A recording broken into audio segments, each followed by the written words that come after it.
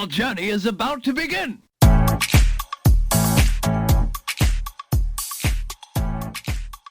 Hello à tous et bienvenue dans Happy Healthy Funky, le podcast pour oser la réinvention professionnelle et enfin kiffer sa vie pro.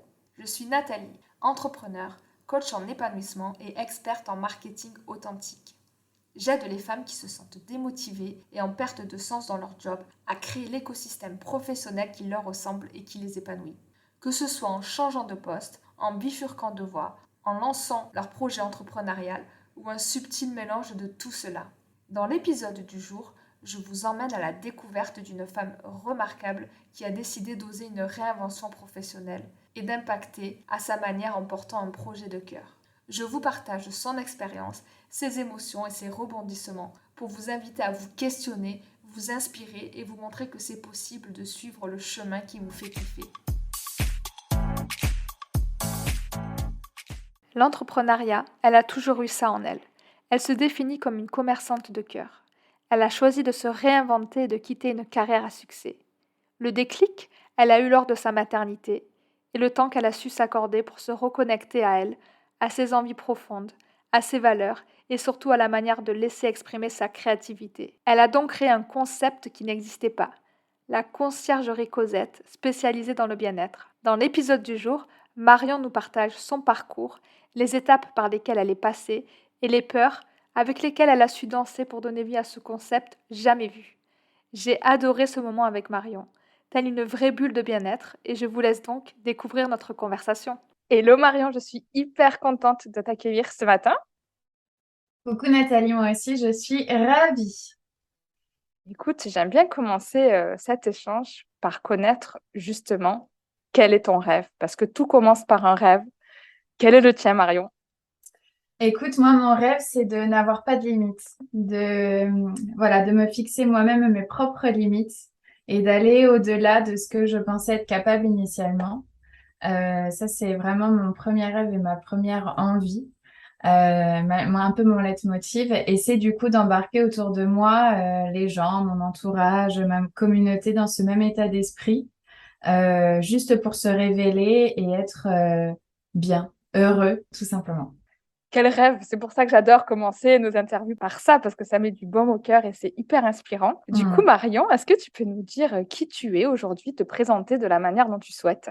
Alors, écoute Nathalie, de manière assez rapide, on va dire. Donc, j'ai 35 ans, je suis maman et donc j'ai créé Cosette, la conciergerie du bien-être après un passé d'étudiante en école de commerce. Premier job dans le textile dans le nord de la France et 8 années dans l'univers du grand magasin dans plusieurs villes en France. Magnifique. Et une question me vient en tête, mais qu'est-ce que ça veut dire une conciergerie du bien-être? Alors, la conciergerie du bien-être, écoute, j'ai longtemps cherché d'ailleurs le business model et comment arriver à parler de ce concept qui pour moi est tellement riche et assez large.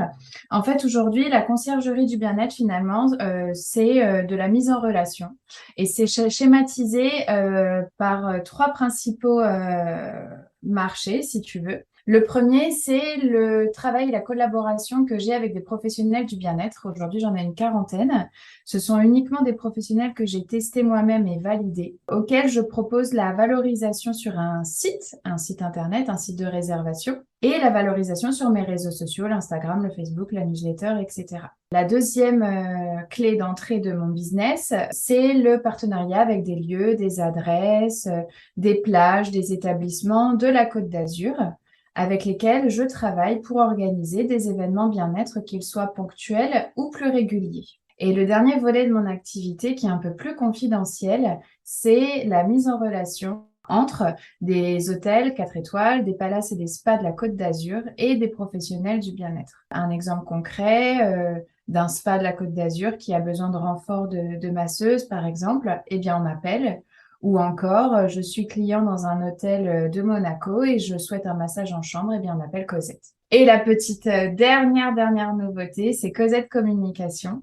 Cosette.com que j'ai lancé il y a quelques semaines, qui est en fait tout simplement la suite logique de mon activité, puisque j'ai senti que les professionnels du bien-être avaient besoin d'un accompagnement sur la partie communication et notamment sur Instagram. Donc aujourd'hui, j'ai développé des outils spécialisés vraiment et sur mesure, adaptés à l'univers du bien-être pour les aider à communiquer, à fidéliser leur clientèle, à générer du trafic, à développer leur visibilité et concrètement à grandir dans leur business de manière alignée à ce qu'ils sont, avec des outils purement spécifiques Instagram. C'est un exemple pur et simple de réinvention professionnelle. Tu as créé l'écosystème pro qui te correspond et qui correspond à ta vie. Tu nous parles de Côte d'Azur aussi, tu nous parles du fait que tu es maman. Tu nous parles aussi de ton parcours où tu as évolué auprès de magasins, de grands magasins. Donc, après donc, une carrière un petit peu prometteuse, tu t'es créé cet environnement sur mesure. Et c'est hyper inspirant. Est-ce que tu peux nous raconter un petit peu la genèse de ce projet? Qu'est-ce qui t'a donné le déclic et t'a amené à créer cet univers et la conciergerie Cosette? Alors en fait, je crois que foncièrement, quand on a envie d'entreprendre, on l'a toujours un peu en soi. Je pense que c'est depuis le début, il y a quelque chose, voilà, peut-être qui s'exprime ou qui s'exprime pas à un moment, mais je pense que c'est un peu inné et en soi depuis le début. Bon, il s'avère effectivement que j'avais un parcours plutôt classique, grande école. Après, effectivement, j'ai eu de belles opportunités professionnelles. J'ai aussi beaucoup travaillé, donc de fil en aiguille, voilà, on a des jobs intéressants, on a des responsabilités importantes, on grandit, on apprend, on s'élève. J'ai eu la chance d'être manager, donc j'ai énormément appris durant cette expérience. Et aussi, ce qui a fait la richesse de mon parcours, c'est la diversité des missions qu'on m'a confiées. Puisque j'ai été à un moment dans le recrutement, j'ai été responsable approvisionnement produits, j'ai été directrice de boutique, j'ai géré justement des réseaux pour la promotion de cette boutique. J'ai géré des grosses équipes sur la partie service clientèle et notamment service VIP sur le boulevard Haussmann. Donc, je crois que profondément, je suis une commerçante de cœur. J'aime les échanges et j'ai développé cette partie aussi servicielle avec cette exigence du luxe. Et du coup, tout ça m'a donné effectivement une boîte à outils assez complète qui m'a permis, quand je suis revenue sur la Côte d'Azur, parce que c'était une opportunité pour mon conjoint, quand on est revenu ici après Paris, je me suis posé pas mal de questions. À ce moment-là, je suis tombée enceinte, figure-toi, et j'ai eu du temps pour réfléchir. Et c'était peut-être la première fois que je prenais du temps pour moi, prendre un peu de recul et écouter mes envies, et aussi faire le bilan finalement de ces premières expériences professionnelles à l'aube de mes 30 ans, voilà, de dresser un peu le portrait de mes réussites, de mes axes de développement et de mes envies futures. Et ce temps m'a été bénéfique. Et à partir de ce moment-là, je me suis dit que toute cette énergie et cette envie que j'avais toujours mis au profit de mes managers, des diverses enseignes pour lesquelles j'avais travaillé, j'avais envie aujourd'hui de créer quelque chose à moi, aligné avec ce que je suis, mes valeurs et ma créativité. Je pense que ce qui me manquait le plus, c'était peut-être ça, c'était laisser libre cours à ma créativité et être libre. Donc du coup, cette phase, elle a été pas évidente parce que j'ai toujours été habituée, moi, à travailler énormément. Et du jour au lendemain, je me suis dit, voilà, il va falloir que tu crées ton concept à toi. Alors j'ai regardé, je me suis inspirée en France, à l'étranger. Moi qui étais dans l'univers de la beauté en ce moment, à un moment, de la mode, voilà, de toute la partie créativité. J'ai eu tellement d'idées à un moment qu'il a fallu que je me canalise. Et ça aussi fait partie peut-être du développement personnel que j'ai vécu à cette période-là, puisque je pense que pour développer un business qui est à son image, faut apprendre aussi un peu à se connaître. Et donc, ça a été le début pour moi, effectivement, d'un travail personnel et de comprendre qui j'étais, là où j'étais forte, là où j'étais dans des domaines plutôt, effectivement, enfin, des domaines dans lesquels j'étais vraiment à l'aise, des domaines peut-être d'excellence, et peut-être des domaines dans lesquels j'étais moins à l'aise ou des domaines dans lesquels j'avais moins envie de me tourner, tout en les confrontant aujourd'hui à mes envies et à ce que j'étais prête ou pas à accepter et à un équilibre de vie. Et voilà, quand tu parles de rêve et d'idéal aussi, à un moment quand on monte son business, je pense qu'il faut absolument en prendre conscience et voilà, l'intégrer dans la réflexion. Puisque quand on monte son entreprise, c'est pas un 10 km, c'est un marathon. Hein. Donc, il faut vraiment voilà, se donner toutes les clés, tant dans les aptitudes que dans peut-être les choses aussi à aller chercher, à piocher pour compléter sa pièce enfin sa mallette à outils. Et puis l'équilibre de vie qu'on souhaite vivre, qu'on souhaite se créer à ce moment-là. Voilà, donc j'espère que j'ai répondu à ta question. Parce que c'est important, c'est une question qu'on me pose régulièrement, qui est pas facile à expliquer. C'est un cheminement personnel qui est complexe. J'ai beaucoup de femmes, effectivement, qui sont dans un peu à un moment, ce cercle, alors qui parfois est vertueux, qui parfois l'est un peu moins, où on se pose des questions, on se demande qu'est-ce qu'on va pouvoir créer, est-ce que vraiment ça va me ressembler, est-ce que j'ai les compétences pour, est-ce que je suis vraiment une entrepreneuse? Voilà, donc, et c'est vrai que ça peut prendre du temps. Je pense qu'il faut aussi parfois ne pas hésiter à se faire accompagner, à échanger, à confronter. Je crois que dans ces périodes-là, il faut vraiment toquer, voilà, s'inspirer et demander de l'aide aussi pour aller plus vite et pour aussi être rassuré, ne pas rester forcément tout le temps isolé.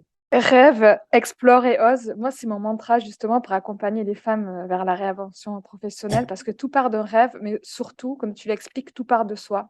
Se Mm, réinventer professionnellement, c'est vraiment un voyage d'abord à la découverte de soi, de qui on est, des choses qu'on complètement. n'apprend pas forcément à l'école ni en entreprise. Comment tu as vécu, toi, cette quête de cette découverte de toi? Qu'est-ce qui t'a appris, qui t'a le plus surpris et surtout qui t'a permis de mettre la première brique, la première phase pour lancer Cosette, la conciergerie? Écoute, déjà, c'est le soutien de mes proches et enfin, de ma famille, de mes amis. J'ai découvert à ce moment-là, puisque forcément, on a une projection sociale et professionnelle importante, surtout quand on a quand on commence à avoir des postes à responsabilité. Du jour au lendemain, on se retrouve effectivement à travailler sur un projet, mais qui n'est pas encore abouti, où tout est à construire, etc.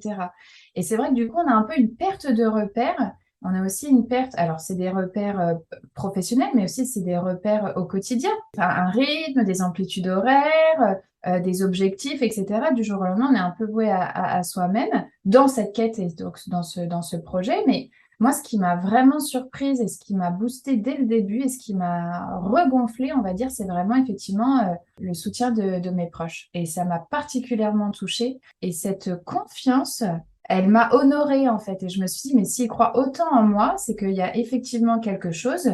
Bien sûr que je croyais en moi, mais d'avoir ce reflet et cet écho, ça n'a fait que décupler finalement ma motivation. Et je me suis dit, si je ne le fais pas maintenant, peut-être que je ne le ferai plus jamais dans ma vie. J'ai cette opportunité. Voilà, ne pas vivre avec des regrets. Allez, allons-y, on verra. De toute façon, ils sont tous tellement optimistes que, in fine, même si ça n'allait pas au bout et même si ça n'était pas concluant, finalement, j'avais déjà tout gagné puisque j'avais la fierté de mes proches et que ça aurait été une expérience comme une autre et on apprend toujours de tout. Donc, je crois que c'est vraiment ce qui m'a le plus touchée et bouleversée en fait, mais très positivement. On peut être surpris parfois de l'écho de son entourage. Et du coup, je les remercie, j'en profite parce que oui, ils sont toujours là aujourd'hui et même après quand il y a eu des périodes plus difficiles, hein, puisque c'est des hauts et des bas, on a des réussites et puis parfois on ne sait pas pourquoi on a des périodes plus difficiles et voilà, ils ont toujours été là et je pense effectivement que ça fait aussi partie des éléments fondamentaux pour garder cette pêche et cette niaque un peu, hein, parce que c'est un peu ça, c'est le soutien de ses proches. Voilà. On dit aussi beaucoup qu'ensemble, on est plus fort et tu parles vraiment de l'entourage qui est clé. Ça peut être Oui, parfois à double tranchant parce que quand on est au début de son projet, il y a beaucoup de femmes qui m'en parlent. C'est oui, difficile justement de trouver les mots pour expliquer son projet quand c'est au tout début et surtout quand tu crées un concept de zéro oui. et qui n'existe pas. Est-ce que tu peux nous donner un petit peu tes astuces de la manière dont tu parlais de ton projet et surtout un conseil que tu pourrais donner aux femmes qui veulent créer des choses toutes nouvelles, comme toi, tu l'as fait? Bah, c'est vrai que c'est une très très bonne question puisque quand tu as une concurrence et quand tu as un modèle, finalement, ça rassure. À partir du moment où tu sors un peu du cadre et des cases, et ben du coup, déjà toi, tu es moins sereine et du coup, ça ne rassure pas forcément ton entourage qui parfois projette ses peurs. Donc, au début, malgré tout leur soutien, etc., il y a des maladresses qui sont commises, il y a de l'inquiétude qui est partagée. Et à ce moment-là, je pense qu'il faut vraiment arriver à s'ancrer et à garder son cap dans cette quête pour ne pas se laisser atteindre par ses doutes ou ses inquiétudes finalement. Mais je suis tout à fait d'accord, c'est pas évident. C'est une très bonne question. Je sais pas si j'y ai répondu Si j'ai répondu à tes attentes, Nathalie. Oui, tu réponds et surtout, tu fais preuve d'authenticité et de transparence en disant que, en fait, la confiance, c'est aussi, ça part de toi, de croire en ton projet et du Ouais, reflet que tu peux avoir auprès de tes proches, de ton entourage. Et ça, c'est quand même clé. Donc, c'est aussi un petit message subliminal qu'on passe à l'entourage des réinventeuses professionnelles. Le fait de soutenir et de pas poser, de poser, oui, les bonnes questions, mais quand le modèle n'existe pas ou même quand ça existe, de pas dire, ah, mais c'est déjà fait, tu ne réussiras jamais. Oh, mais tu penses que tu vas gagner ta vie avec ça, mais est-ce que tu as pensé à la retraite? Ça, c'est un petit peu toutes les ouais. questions qui sortent et qui sont un petit peu, ça nous draine en énergie, ça ne nous fait pas trop du bien.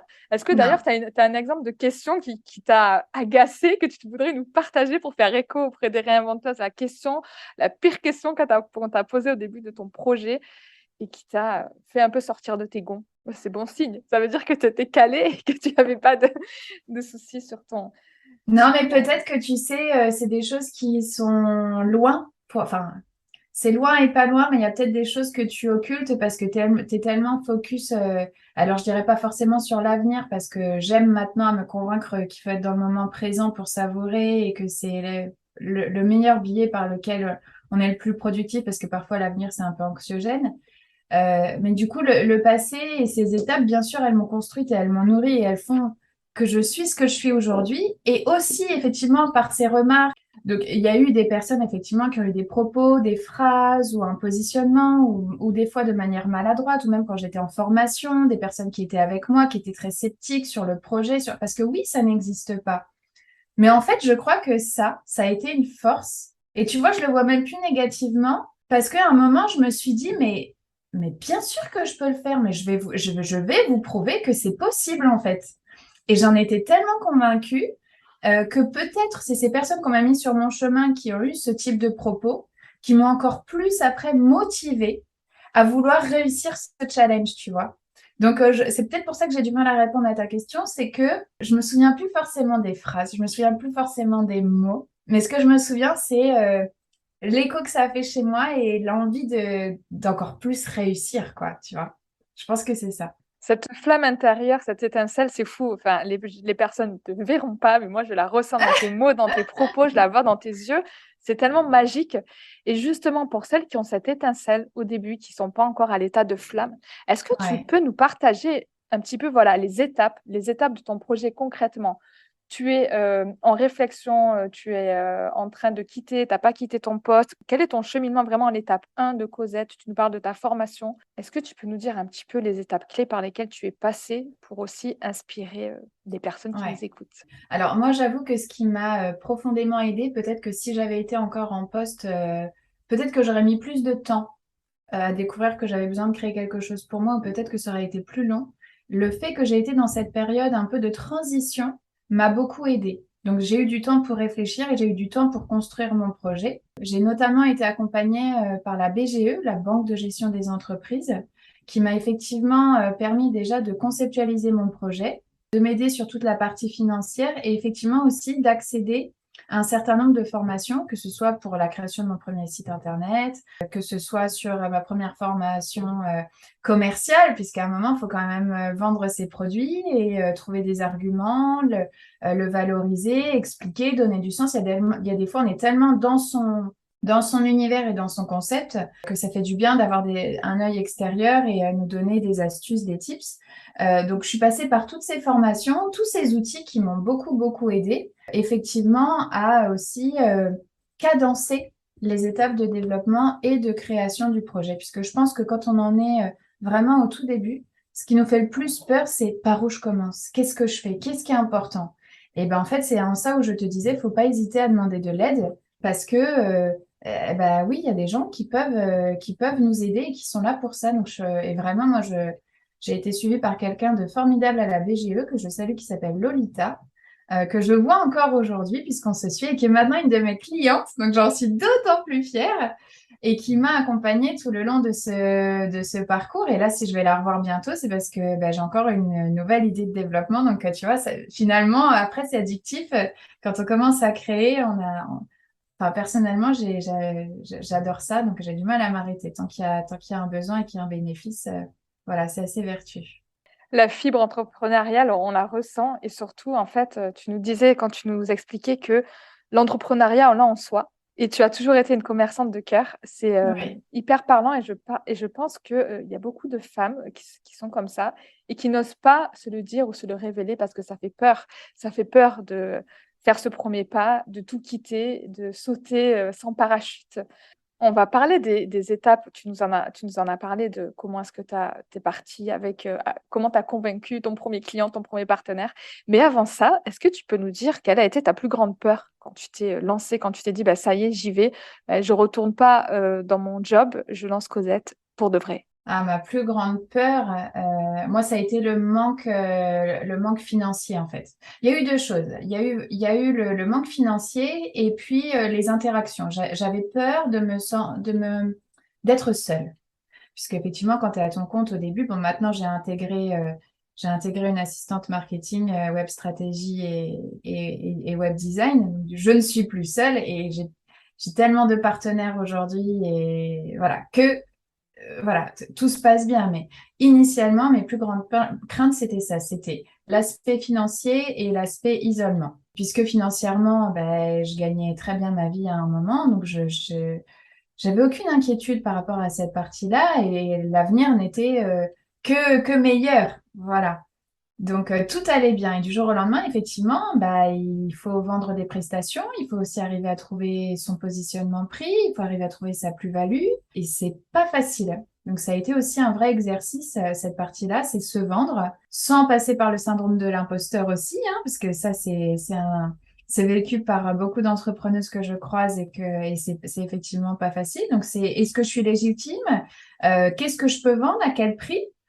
Surtout au début, quand on se lance, on a un peu un manque de légitimité. Il faut aussi un peu prouver ce dont on est capable. La preuve sociale est importante aussi. Donc, quand on part de zéro, c'est vraiment un travail de longue haleine.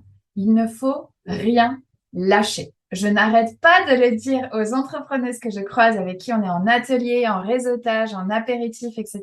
Je leur dis, mais ne lâchez rien, même quand c'est ingrat, même quand vous n'avez pas de retour immédiat, même que gardez votre cap. À un moment, ça paye. Plus vous donnerez, plus vous aurez en retour. Donc, tout ça pour te dire que ça, c'est sur la partie un peu financière et sur la partie isolement, bah, je pense que c'est pour ça que j'ai créé, bon, déjà que j'ai ce business model, hein, puisque je travaille aujourd'hui avec 40 professionnels du bien-être et une trentaine de lieux partenaires, donc je ne suis pas seule. J'en suis à plus de 100 événements, donc je crois que du monde, peut-être j'ai besoin de ça, moi, pour m'alimenter. J'en suis peut-être un peu boulimique. J'ai besoin de ces interactions et de ces connexions. Donc, et oui, et cette partie aussi, atelier pour les entrepreneuses, pour les professionnels, comment trouver sa cible client, comment la redéfinir, comment j'optimise mon business model, comment je crée un réel sur Instagram, etc. Ça fait partie de tous les ateliers que je propose aussi ben, pour partager avec d'autres femmes que moi qui sont dans la même optique et qui sont dans le développement d'elles-mêmes. Et c'est hyper vertueux et tu nous transmets un message de ne lâchez rien. Parce qu'au Ah oui. début, avec tout ce qui se passe, tu nous as parlé des hauts et des bas de l'entrepreneuriat. On y reviendra aussi. Du coup, j'ai mille et une questions pour toi. Mais la première chose qui me vient, c'est vraiment ce message ne lâchez rien. Celles qui nous écoutent, ne lâchez rien. Non. Toutes les personnes, les réinventeuses que j'interviewe, écoutez les autres épisodes, vous allez voir, elles passent toutes par de hauts et des bas, elles passent toutes Ouais. par des périodes voilà, de down, de découragement, parce qu'au début, c'est pas facile et c'est justement dans l'adversité qu'on peut réussir et en s'entourant, comme nous le dit Marin, en s'entourant de personnes, de son Ouais. entourage, des personnes de la BGE, de Lolita qu'on salue, on lui fera une spéciale dédicace. C'est ça, en fait, on ne peut pas réussir toute seule et justement, c'est en échangeant avec des personnes qui sont déjà passées par là, sans Ouais. réinventer la roue, mais en vous réinventant vous-même. C'est le message qu'on essaie de vous faire passer aujourd'hui. Du coup, aujourd'hui, tu nous partages ton succès. Cosette, c'est quand même un succès. Tu nous parles des 40 accompagnants du bien-être, thérapeutes, tout ça qui travaillent avec toi, les 100 événements Oui. que tu as organisés. Comment on trouve le premier partenaire, la première personne qui accepte de travailler avec toi? Est-ce que tu peux nous expliquer comment tu as fait ça? Écoute, au tout début, je pense qu'il faut vraiment faire marcher son réseau. Je pense que c'est la clé et faut avoir toute l'humilité pour le faire. Alors, je sais qu'il y a des fois, c'est pas facile, mais il faut activer son réseau. Moi, je suis revenue à Nice, j'en avais très peu puisque du coup, j'avais passé plusieurs mois, plusieurs années à Paris. Il a vraiment fallu que je reparte de zéro. Donc, sur la partie professionnelle du bien-être, j'ai commencé moi par créer un blog puisque j'avais besoin aussi de voir s'il y avait un vrai besoin autour du bien-être et de voir aussi s'il y avait effectivement suffisamment de professionnels sur la région, qui avaient aussi envie d'accompagnement, si oui, comment. J'avais besoin de ressentir un peu le marché. C'est pour ça que j'ai créé au tout début un blog qui s'appelait le blog de Cosette et qui m'a permis déjà voilà, d'être au contact de beaucoup de professionnels.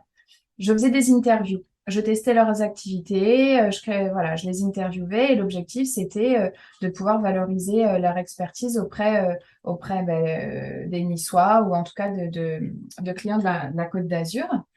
Et sur la partie lieu, effectivement, j'ai rapidement fait marcher mon réseau.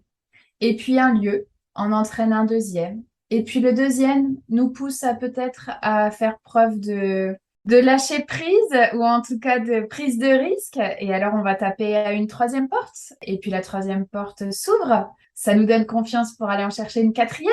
Et puis la cinquième, peut-être que ça marchera pas, mais comme les quatre avant, ça a fonctionné et que les retours sont positifs et que la dynamique est lancée, ben on ne s'arrête pas.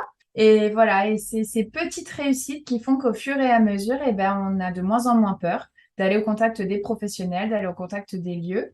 Et puis c'est pour ça que je dis ne rien lâcher, puisque pendant plusieurs mois, c'est moi qui étais à l'initiative de ces prises de contact. Et aujourd'hui, c'est l'inverse. C'est-à-dire qu'aujourd'hui, maintenant, on me contacte. Et je me dis que ça y est, voilà, le pari est gagné, j'ai prouvé, on s'inscrit dans la durée, les retours sont positifs de tout le monde et du coup, voilà, maintenant on fait appel à moi. Donc je suis plutôt très contente. Tu nous partages tes pépites de réinvention en nous parlant de test and learn, en fait. C'est ce qui Tout à ressort fait. dans toutes les personnes que j'ai interviewées et même dans la manière dont moi-même je me suis lancée.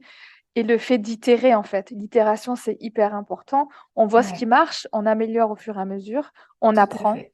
jusqu'à Ouais, trouver justement la bonne façon d'aborder les choses, la bonne ouais, méthode et ce qui marche pour après révéler et son potentiel ouais, et être dans le mouvement de construction et ce cercle vertueux. tout à fait. Comment tu souhaites justement impacter aujourd'hui Nice, la région, et surtout parce que tu nous parles de ce rayonnement. En fait, tu as commencé par le blog Cosette, le fait de partir à la rencontre de ces bienfaiseurs, des personnes qui œuvrent pour le bien-être, qui en fait, en les faisant rayonner, tu permets à d'autres personnes d'accéder au bien-être. C'est hyper a un impact hyper positif. Quel est ton projet d'expansion? Est-ce que ça reste que sur Nice? Est-ce que tu as d'autres ambitions autour de Cosette? Alors, j'ai envie de te dire, bon, j'ai pensé à beaucoup de choses en termes de développement. Aujourd'hui, ma vraie force, et j'en ai conscience, c'est la proximité. C'est le fait d'être local, d'être au contact des gens, d'être au contact tant de ma communauté que des professionnels avec lesquels je travaille, qu'avec les lieux partenaires. Et aujourd'hui, ça, c'est une vraie force. Tu vois, je me développe plus aujourd'hui en complémentarité de mes business actuels, par exemple sur la partie communication,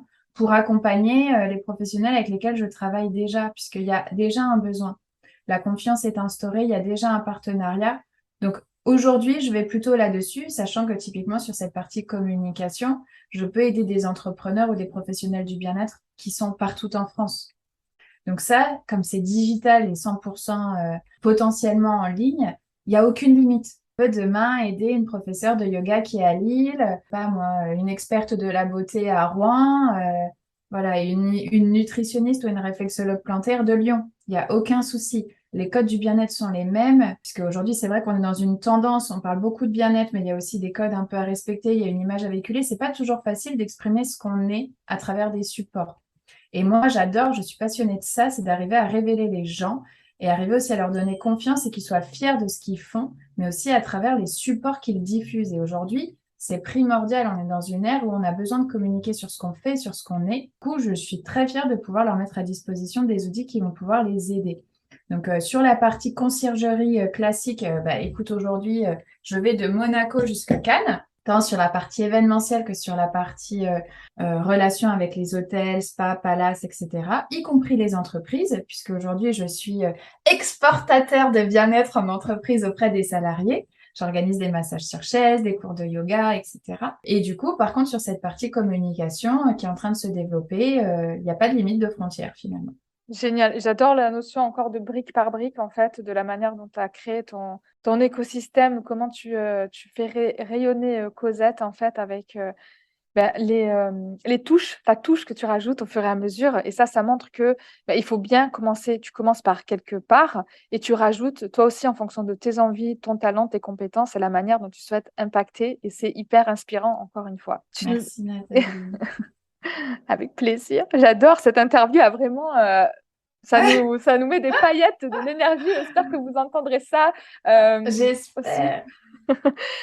Du coup, tu nous as parlé tout à l'heure des hauts et des bas, qu'en fait, on fait tous les montagnes russes de l'entrepreneuriat, c'est une vérité, parce qu'il n'y a pas que justement des paillettes, des bisounours et des licornes, même si, eh bien, quand ça vibre fort, quand ça vibre haut, c'est hyper intéressant et c'est hyper bien, mais il y a aussi des bas. Est-ce que tu peux nous dire comment tu gères les hauts et les bas de ton aventure entrepreneuriale, de ta vie de chef d'entreprise?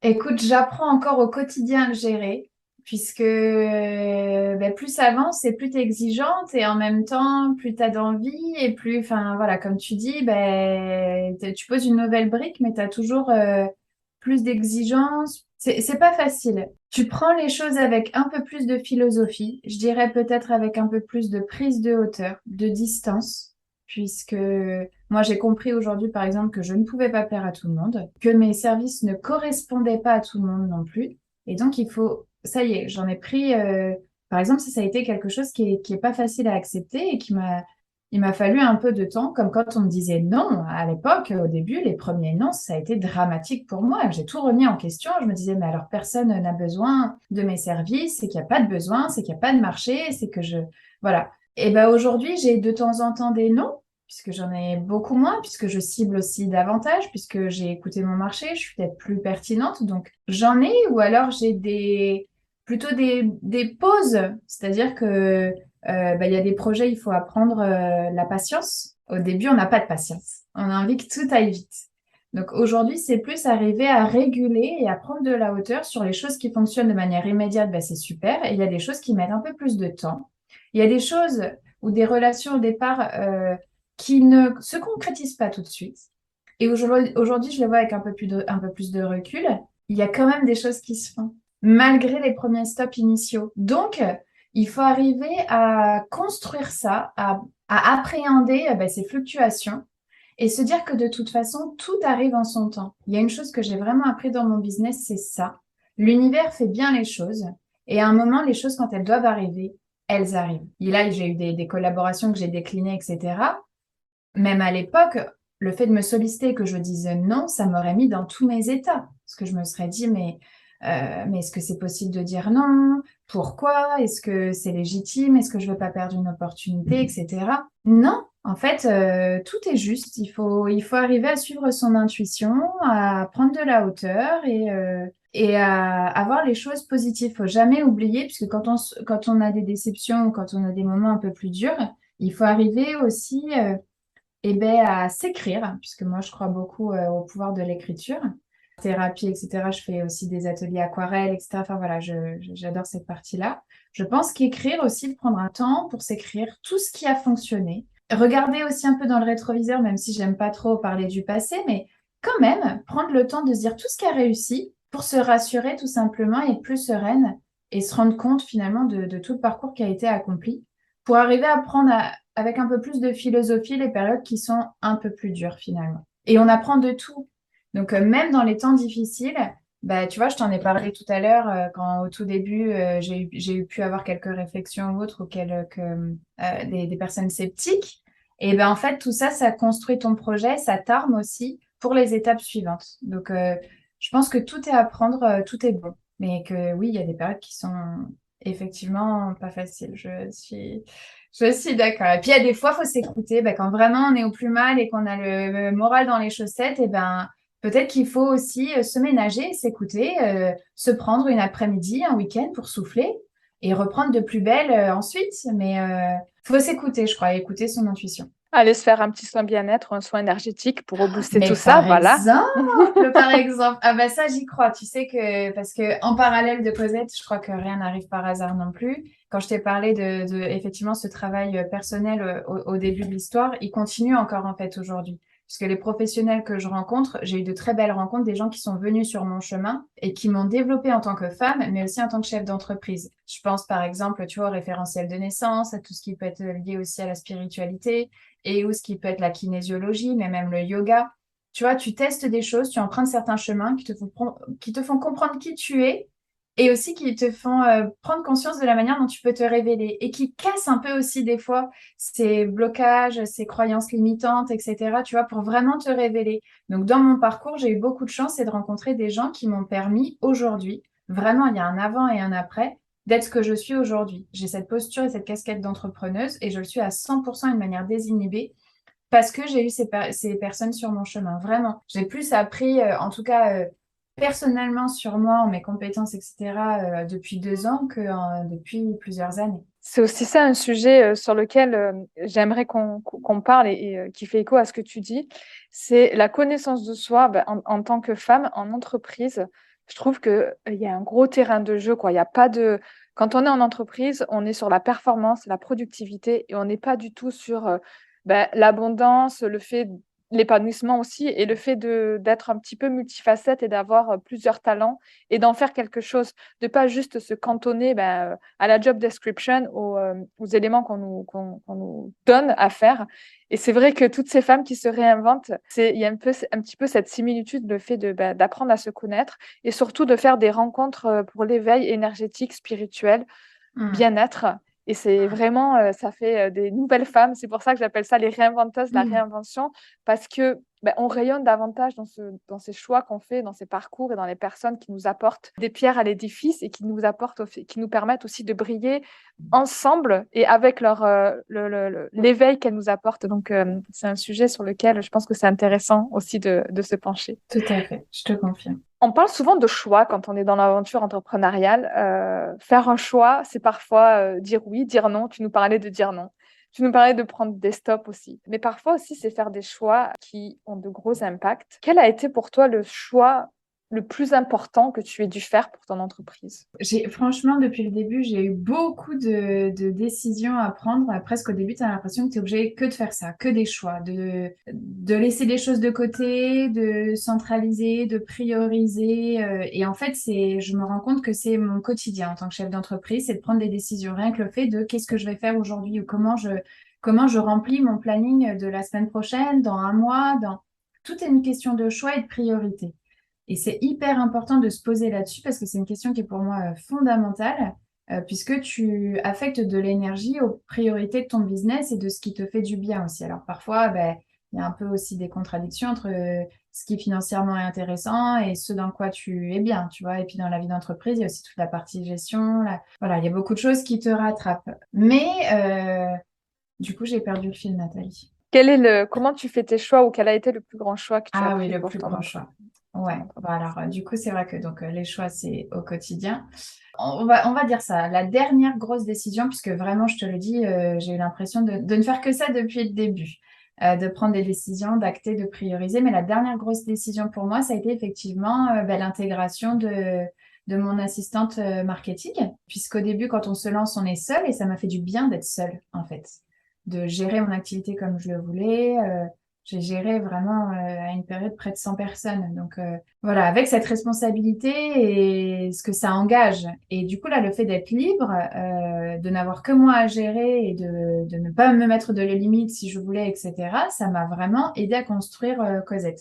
Bon, il y a un moment où effectivement, il faut savoir aussi faire preuve de clairvoyance. Et c'est passé par une belle rencontre puisque cette personne, j'ai commencé à travailler avec elle parce qu'elle était en stage chez moi. Ça a été une très belle rencontre, une très belle découverte. Et je me suis dit qu'il n'y avait peut-être pas de hasard et que là, vu le développement de Cosette et les possibilités, il fallait que je la garde avec moi. Mais c'est un risque. C'est-à-dire que quand on commence à lancer son business, je suis pas Cosette depuis 10 ans. Faut prendre des risques, mesurés ou un peu moins parfois. Bon, là, j'ai pris vraiment tous les tenants et aboutissants avant de l'intégrer et je ne regrette mais absolument pas. Une seule seconde. Et qu'est-ce que ça fait du bien d'avoir quelqu'un avec soi pour échanger, discuter, confronter, se nourrir aussi. Puis elle est plus jeune que moi, donc avec cet air, ce vent de légèreté, de jeunesse, etc., de nouveauté, d'innovation. Moi, j'adore être nourrie comme ça. Mais je dirais que ça a été la dernière grosse prise de décision. Est-ce que j'intègre quelqu'un? Puisque ça va changer mon quotidien aussi. Ça va changer la manière dont je gère Cosette. Et qu'est-ce que je délègue? Qu'est-ce que je suis prête à déléguer? Pourquoi? Et avec quel avenir, finalement? Donc, voilà. J'espère avoir répondu à ta question. Je suis assez bavarde. C'est des sujets un peu passionnants, alors c'est vrai que... On adore. Mais d'ailleurs, quand on dit on fait un brin de Cosette, c'est bavardé quand Ah même. ben voilà, Voilà. c'est ça, tout à fait, tout à fait. Du coup, pour continuer notre Cosette, tu nous parles de ton quotidien, de comment tu vas organiser ton agenda de la semaine prochaine. Mais justement, est-ce que tu peux nous partager c'est quoi une journée type ou plutôt une semaine type chez Cosette? Mais de manière assez schématique, alors une journée type, il n'y en a pas vraiment, mais en gros, mes semaines sont construites de telle manière à ce que je rencontre à peu près 1 à 2 professionnels du bien-être par semaine. Je passe à minima une journée complète avec mon assistante marketing, donc qui s'appelle Julia. Je rencontre 1 à 2 lieux par semaine et le reste du temps est consacré plutôt au home office sur la partie justement création de contenu pour les réseaux sociaux et la partie gestion et suivi administratif, les mails, etc. Ça montre aussi le fait d'avoir cette variété au sein des semaines, mais surtout d'avoir des objectifs. Tu nous parles des objectifs de rencontre que tu as à faire, le fait d'avoir des plages, des blocs de temps consacrés à Ouais, ta visibilité, ta création de contenu, plus oui. administratif, et après des CIOD pour tout ce qui est partie réflexion. Et je pense que c'est quelque chose d'ultra intéressant à partager. Et c'est un petit peu le modèle, on va dire, qui fonctionne. Après, à adapter aussi en fonction de son profil énergétique. Moi, je t'en ai pas parlé, mais moi, j'adore accompagner les entrepreneurs. Je mêle stratégie et énergie. Donc, j'accompagne les entrepreneurs qui se lancent, qui se réinventent aussi à trouver leur bonne organisation, leur bonne communication et leur bon branding Ouais. en fonction de leur profil énergétique grâce au Eh Human ben, bravo. Design, qui est un outil de connaissance de soi qui mêle astrologie, science, les chakras. Donc, c'est un outil que moi-même, j'ai expérimenté. Est-ce que tu connais le Human Design d'ailleurs? Alors, bien sûr, je le connais de nom. Quand on est dans le bien-être, c'est impossible de ne... Enfin, voilà. C'est une vraie tendance anglo-saxonne qui débarque, hein, en plus, avec de plus en plus de puissance sur le territoire. Je n'ai pas encore de professionnels, tu vois, référencés sur Cosette dans cette spécialité, mais j'ai plusieurs de mes professionnels qui s'intéressent effectivement à cette spécialisation, on va dire. Ouais, Donc, oui, tout exactement. à C'est un fait. outil Ouais, ouais. Très intéressant. pertinent. Je valide. Intéressant. Bravo, Nathalie. Intéressant. Et au tout début, quand tu t'es présentée, tu nous as dit que tu étais maman d'une petite fille.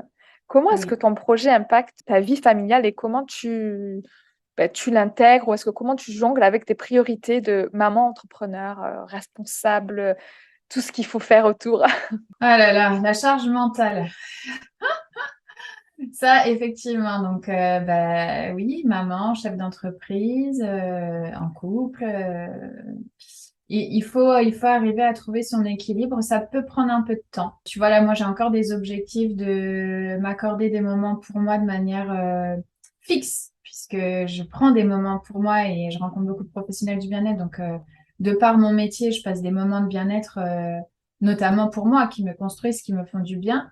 Mais je voudrais avoir des moments où vraiment je fais les choses pour moi. Et tu vois, par exemple, là, avec la rentrée, mon conjoint aussi est en reconversion professionnelle. Donc, voilà, ça fluctue encore. Donc, ça fait partie de mes objectifs, c'est d'arriver à caler 1 ou 2 créneaux vraiment fixes pour moi dans la semaine où je vais pouvoir faire des choses qui me font vraiment du bien sans penser, voilà, aux répercussions, aux conséquences ou à l'impact que ça peut avoir sur Cosette, mais juste pour moi. Et en tout cas, effectivement, le fait d'avoir Cosette fait que je suis plus libre pour ma petite fille, dans le sens où, oui, quand il faut aller la chercher à 18 heures à l'école, je suis là. En revanche, dès qu'elle est couchée, et ça peut être à 22 heures, parfois, je peux travailler jusqu'à minuit, 2 heures du matin. Mais du coup, je choisis. J'ai décidé de choisir effectivement la manière dont j'allais travailler et le temps que j'allais octroyer à Cosette. Et voilà, il y a des fois, il y a un peu plus d'activité, il y a des fois, il y en a un peu moins. Mais du coup, le fait d'être à mon compte, ça me permet d'avoir cette souplesse pour pouvoir m'occuper de ma fille, être présente aussi dans mon foyer, partager des moments et être là aussi pour les moments importants. puisque j'ai beaucoup, beaucoup travaillé et parfois j'ai loupé des moments qui, selon moi, ne se rattrapent pas et étaient importants dans ma vie de femme, de sœur, voilà, de fille, et je veux pas que ça se reproduise demain dans ma vie de maman. Donc, c'est pour ça qu'en créant Cosette, j'ai cette liberté. Tu vois, j'en ai parlé plusieurs fois, mais ce mot, il m'est précieux, je crois. C'est cette liberté de m'organiser comme je le veux et de parfois prioriser en fonction de mes journées, des enjeux. Une fois ma fille, une fois Cosette, voilà. Après, quand j'organise des événements le soir, etc., c'est encore toute une autre organisation. Mais comme quoi, rien n'est impossible puisqu'on arrive à équilibrer avec mon conjoint et puis et de temps en temps l'aide de la famille. Donc, in fine, ça se passe bien. Cette question de choix, en fait, faire le choix de consacrer du temps là où c'est important pour nous, que ce soit maman ou pas, c'est hyper intéressant et c'est ce que j'appelle aussi la réinvention, le fait de se créer l'écosystème professionnel pour créer la vie qui nous ressemble et qui nous fait kiffer. En fait, c'est ça Ouais. et tu nous le montres là aussi et ça va être très inspirant, j'en suis sûre. Est-ce qu'il y a un conseil que tu aurais aimé te donner à la toi avant de devenir l'entrepreneur, la créatrice de Cosette, la conciergerie? Ouais, je pense que on l'a abordé au courant de cette conversation, c'est effectivement le fait de se connaître soi, puisque aujourd'hui, pour moi, je pense qu'il est indispensable dans la création d'une entreprise ou d'un business de créer quelque chose qui est en accord avec ce qu'on est. Je pense que c'est là où on est la meilleure, la plus efficace, la plus pertinente, la plus intelligente. C'est vraiment quand on est aligné finalement avec son projet. Et donc, si je m'étais vue il y a quelques mois, j'aurais dit à Marion Cosette, commence déjà par comprendre qui tu es, là où effectivement tu vas être efficace, tu es forte, tu te sens en zone de confort, là où c'est un peu plus difficile. Voilà, comprends-toi, vois ce qui t'anime, décrypte tes passions, décrypte aussi tes manières de réagir, ton caractère, comprends peut-être ton chemin de vie, etc. pour avoir vraiment toutes les clés qui vont t'aider à choisir le business qui te correspond. Ce serait le conseil que si j'avais pu, je me serais donné, mais finalement, tu vois, je suis passée par là au fur et à mesure. Je l'ai pas fait, j'ai pas fait tout d'un coup, mais c'est venu à moi au fur et à mesure. Mais pour faire gagner du temps, je pense que c'est ça. Il faut prendre le temps de faire un peu cette introspection initiale. Ça met des frissons parce que c'est exactement les étapes par lesquelles moi-même je suis passée et c'est ce que je propose dans Ah, Réinvention Clarity, en fait, pour les femmes qui veulent se réinventer, qui ont cette petite étincelle, qui ne savent pas encore exactement quel est le projet qu'elles veulent lancer, qu'est-ce qui fait sens pour elles parce que qui elles ouais, sont, elles ne l'ont pas appris à l'école ni c'est en ça. entreprise et c'est ce que tu nous partages aujourd'hui. Donc, ça fait hyper écho à ce que je souhaite partager ici. Donc, Ah, bah, je super, suis ouais, contente. vraiment. Merci Ben, on est beaucoup. alignés, Ouais, Nathalie. on est alignés. Cette rencontre n'a pas lieu, cet enregistrement, cette rencontre n'a pas lieu par hasard. Il y a vraiment un alignement des planètes que je ressens. Est-ce qu'il y a des personnes d'ailleurs qui t'ont inspiré dans cette création de... Tu nous as parlé tout à l'heure que tu as cherché un petit peu l'inspiration dans le milieu du bien-être, dans peut-être les États-Unis ou autre. Est-ce qu'il y a des personnes qui t'ont inspiré justement dans ta création d'entreprise ou dans tout ton cheminement que tu voudrais nous partager? Oh, alors ça, Nathalie, c'est une bonne question, mais parce que bien sûr, j'ai fait une étude, je suis aussi passée par des études de marché, donc j'ai étudié toutes les plateformes qui pouvaient exister. J'ai beaucoup surfé sur les réseaux et aussi sur Instagram pour arriver à comprendre et aussi effectivement m'inspirer. Mais on peut pas dire que j'ai eu, je suis pas de celles qui ont un mentor ou peut-être d'ailleurs que ça me ferait beaucoup de bien. Je l'ai lu encore récemment dans des livres. Je pense qu'il faudrait que je trouve des modèles d'incarnation pour encore cet effet reflet, pour être porté, pour effectivement avoir des modèles, se dire que tout est possible et puis s'inspirer. Je te dis, oui, je n'en ai pas. J'adore aller piocher, m'inspirer, regarder, écouter, ressentir, mais j'ai pas de modèle en particulier. Je pourrais pas te dire, bah, telle personne, elle incarne aujourd'hui tout ce que je voudrais être ou tout ce qui me... Non, je pense qu'aujourd'hui, je suis plusieurs dizaines de personnes qui sont toutes différentes et qui apportent toutes des choses complémentaires. Et ça me fait du bien finalement cette diversité, plutôt que de tout focaliser, tu vois, sur une, deux personnes. Peut-être qu'il faut que j'y réfléchisse. Je sais pas toi en tant que coach ce que tu pourrais me dire, mais Ben, en tout cas, en fait, moi, ce qui me vient là tout de suite à l'esprit, tout à l'heure, on a parlé de Human Design. Donc, dans le Human Design, on a 9 centres énergétiques et là, ouais, qui sont dans notre corps, en fait.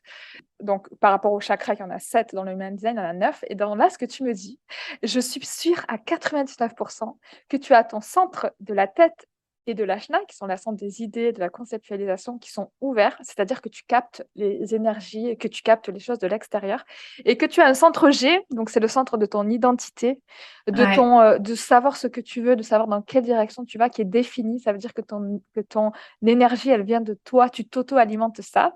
Et je trouve que c'est hyper puissant parce en travaillant cette outil, tout ça, et je me ferai un plaisir de te faire ton profil énergétique, si tu l'acceptes, Ah, pour, bah, avec plaisir. Avec plaisir. justement de te dire, ben, en fait, effectivement, il y a des personnes qui ont besoin d'un mentor fixe pour se mettre en mouvement, pour avoir une direction, mais il y a des personnes qui sont plus animées par des idées, qui sont plus animées par voilà, des idées, des concepts, et qui aiment bien piocher pour s'alimenter eux-mêmes. Donc, Ouais. ce sont ceux qui ont le centre G défini. Voilà, c'est ce que je te partagerai, pas forcément en tant que coach, mais Merci plus en tant que... Nathalie.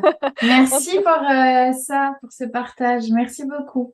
Du coup, on va passer à la dernière partie, justement, dans le partage. On passe sur le funk des idées, c'est-à-dire qu'on va tordre le cou ensemble des idées reçues sur la réinvention Ouais, professionnelle. Donc, le concept, c'est très facile.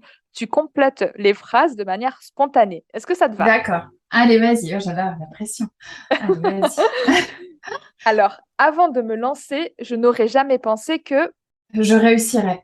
le pire conseil que l'on m'ait donné, c'était De voir petit. avant, je pensais que la réinvention professionnelle, c'était Impossible. ma plus grande peur, c'était De ne pas réussir.